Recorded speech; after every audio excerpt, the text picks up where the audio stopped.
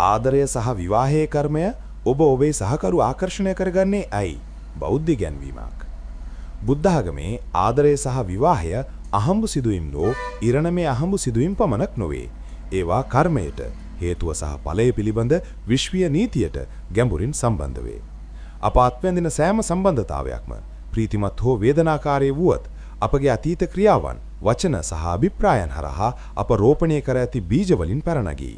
මේ ආකාරයෙන් අප ආකර්ෂණය කරගන්නා සහකරුවන් අහඹු සිදුවීම් නොවේ. නමුත් අපගේම කර්ම රටා සහ ආධ්‍යාත්මික පාඩම් පිළිබිඹ කරන කැඩපත් වෙයි. බුදුන්ගේ ඉගැන්වීම් වලට අනුව කර්මය යනු ක්‍රියාවයි. අප කරන සෑම සිතුවිල්ලක්ම, වචනයක්ම සහ ක්‍රියාවක්ම අවසානයේ යම් ආකාරයකින් අප වෙත නැවත පැමිණෙන ශක්තියක් නිර්මාණය කරයි. ආදරය සම්බන්ධයෙන් ගත් කල අපගේ අතීත ක්‍රියාවන් මේ ජීවිතයේ සහ පෙර ජීවිතයේ අප ආකර්ෂණය කරගන්නා පුද්ගලයාගේ වර්ගය සහ අපගේ සම්බන්ධතාවයේ ස්වභාවය හැඩගස්වයි.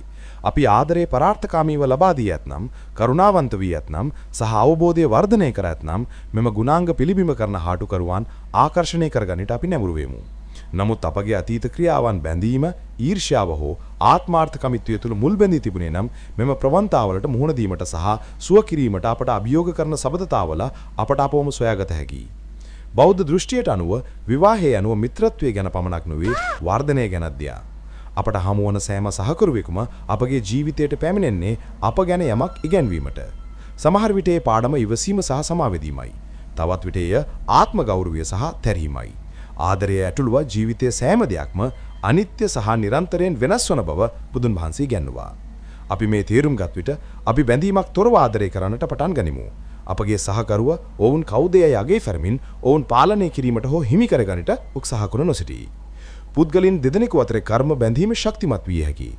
විශේෂයෙන් ඔවුන් අතීත ජීවිත සම්බන්ධතා බෙදාගෙන ඇති විට. මෙම කර්ම අන්න දේ නිසා සමහර සම්බන්ධතා ක්ෂණිකව හුරු පුරුදු බවක් දැනෙනවා. කෙසේ වෙතත් කර්මයේ ඉරණම නොබව බුදුදහම අපට මතක් කර දෙවි. අපි අතීතයේ සෑම යම් රටාවක් නිර්මාණය කර ඇත්තත් අපට සෑම විටම සිහි කල්පනාවෙන්, අනුකම්පාවෙන් සහ ප්‍රඥාවන්ත අවබෝධයෙන් ඒවා පරිවර්තනය කරගන්න හැකියි.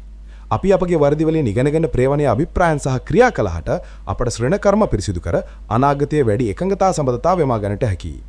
බෞද්ධ අර්ථයෙන් සැබෑ ආදරය ඇතිවන්නේ අනුකම්පාව, කරුණාව, ප්‍රේමණය කරුණාව, මෙත්ත, ප්‍රීතිය, මුදිත සහ සමානත්වයේ උපේක්ඛා යන ගුණාංග වලින්ය.